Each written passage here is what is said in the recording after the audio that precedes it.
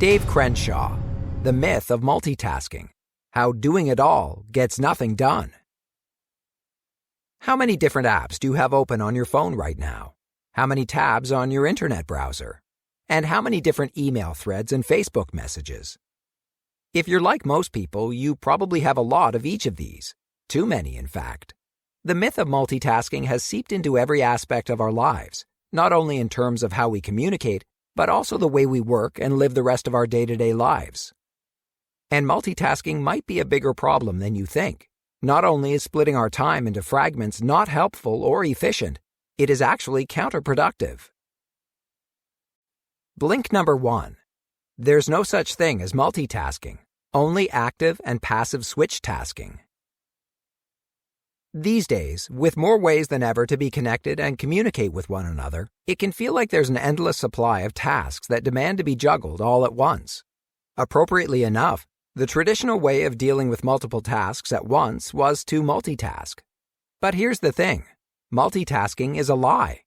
A more accurate name for this method of working is switch tasking, and it is an inefficient and inadequate way of getting things done.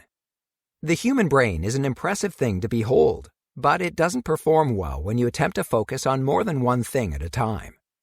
There are plenty of studies to back this up, including a recent one from Vanderbilt University. Researchers couldn't find a single piece of neurological evidence to suggest that the human brain is capable of taking on more than one task at a time. What the brain can do is switch back and forth from one task to another. It can do this quickly enough to give you the impression that it is multitasking, but what it is really doing is switch tasking. Now, there are two different kinds of switch tasking. You can either make active switches or passive switches. Active switches happen in situations you create yourself, such as deciding to check your email while talking to someone on the phone. These would be switches that you are actively making. Passive switches happen in situations that are initiated by something or someone else. An example of this would be when you're facing a deadline and in the middle of preparing documents, a coworker decides to stop by and start talking to you. Here, you're being asked to switch your attention between the documents and your coworker. In the blinks ahead, we'll take a closer look at why these switches are so harmful to your work and what you can do to reduce them in the workplace. Blink number 2. Switch tasking isn't an effective or efficient way to get things done. At one time or another, you may have been proud of your ability to switch between multiple tasks and highlighted this talent on your resume. But the truth is, switch tasking isn't an effective or time-saving way of working. For a good example, let's look at a typical workday scenario. Helen is a hardworking CEO for a successful retail clothing company. But every hour of every day, she'll usually have to deal with multiple interruptions. A typical scenario would find Helen trying to compose an email when her assistant, Sally, interrupts with an important question. Since Helen needs to get her emails out quickly, at first, she'll attempt to continue typing and switch her attention back and forth between Sally and the email. However, since Sally's questions are generally complex, Helen will eventually be forced to stop typing and give the question her full attention in order to come up with an answer.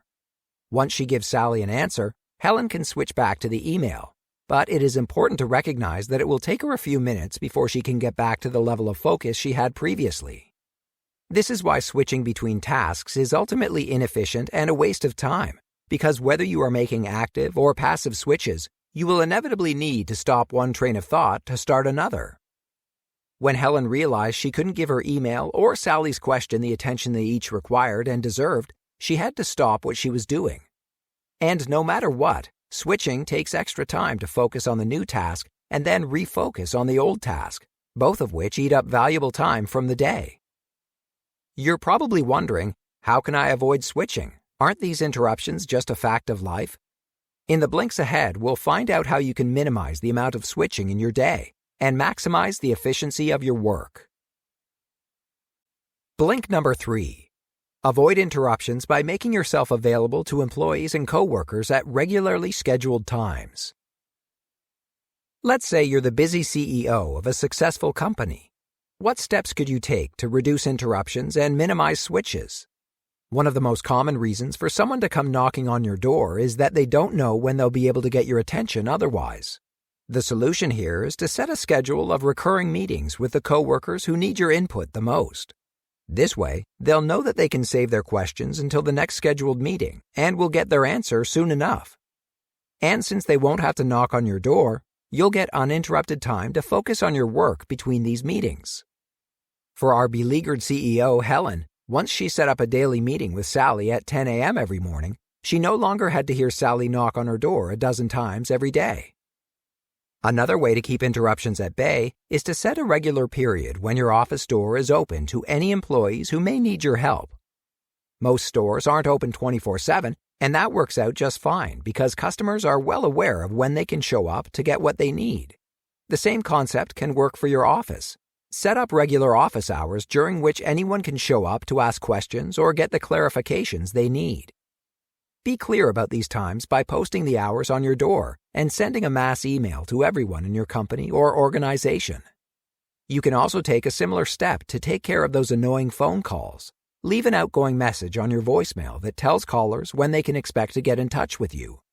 For example, you could leave a message that says something like, "I'm currently unavailable, as I'm either in a meeting or with a customer. Please know that I check my messages daily at 10 a.m., 2 p.m., and 4 p.m. So if you leave a brief message, I will get back to you shortly." Blink number 4. By budgeting your time, you can take control of your schedule and prioritize what's important. Think back to last week and ask yourself, how many hours did I spend watching TV, sleeping, or commuting to and from work? And how many did I actually spend working? Even if you're passionate about your work, you might not be aware of how you really spend your time. This is what Helen, our clothing company CEO, realized after meeting with a business consultant who asked her to add up her weekly activities. Helen estimated that, alongside many other tasks, she spent 49 hours sleeping, 28 hours with her family, and 70 hours per week working. But this was impossible since there are only 168 hours in a week, and Helen's estimates added up to 190. This revealed a common misconception most people have about how they spend their time. When Helen reconsidered, she realized that she'd overestimated the amount of time she spent with her family. Even when she was at home, Helen was often still working by responding to emails and reading trade magazines. By switch tasking between her family and her work, Helen had given herself the illusion of spending more hours with her family, even though she wasn't really present during this time. This realization left Helen devastated because she loved her family dearly and wanted to prioritize them above her work. So, if you want to make sure that you're spending your time when and where you want to, create a schedule and make a time budget for the future. First of all, be honest and accurate about how you're currently spending your time, and write your activities down on the schedule. This should help you identify the areas that you would like to improve upon, whether it's finding more time for family and friends, or perhaps putting more hours toward a new project that you'd like to focus on. Next, you can make a future time budget. If you want to spend more time exercising or with your kids, block off this time so that it will be devoted to what's important to you. Blink number 5. Rather than forcing change, set an example and let your employees follow. Let's put on the CEO hat one more time and find out what can be done to get your employees to stop switch tasking and start focusing on one task at a time. Your first instinct might be to hold a meeting and simply tell everyone to stop switch tasking. But there's a more effective way to change people's habits. Since the idea of multitasking has been idealized for so long, getting people to recognize the better way and change their habits should be seen as a process. You can do this by setting an example and allowing your employees to see firsthand how inefficient switch tasking is and how much time they can save by focusing on tasks one at a time. So don't force change among employees. Establish a personal system that will go on to influence the larger business system. As the CEO or division head, your personal system might be different from how others operate, but once it becomes clear that it provides superior results, it will become the accepted way of doing business. So start implementing the anti-switch tasking changes from the previous blinks. Set regularly scheduled meetings, post regular office hours, and start managing your emails and phone calls in a focused and deliberate manner. All of these policies will soon influence broader business protocols in a positive way. Employees will notice that your way of operating is reliable and consistent, while also making you available and responsive to employees when necessary. Before long, they'll be implementing these policies in their own work. In their interactions with you, it will be clear how effective it is to focus on one task at a time.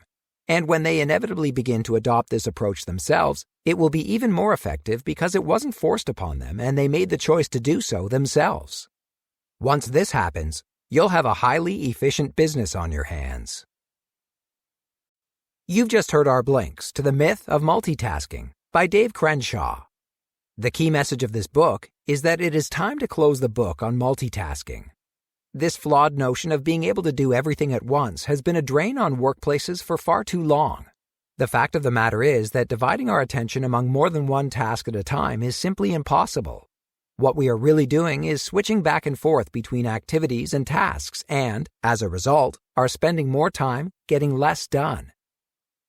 So, how can you apply the concepts of these blinks to your own life? Why not try a simple exercise to prove that multitasking is inefficient and eats up your time? Grab a pen and a piece of paper and set a timer. Now, prepare yourself to write a short sentence, such as, "Multitasking is really switch tasking." For every letter, write a number underneath that letter, starting with the number 1 and proceeding in order.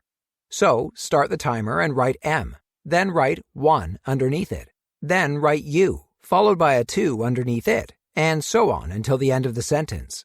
Stop the timer when you're done. Now, start the timer and, this time, write the sentence in full first and then write all the numbers underneath each letter afterward. The results will be clear. It's always faster to do one thing at a time.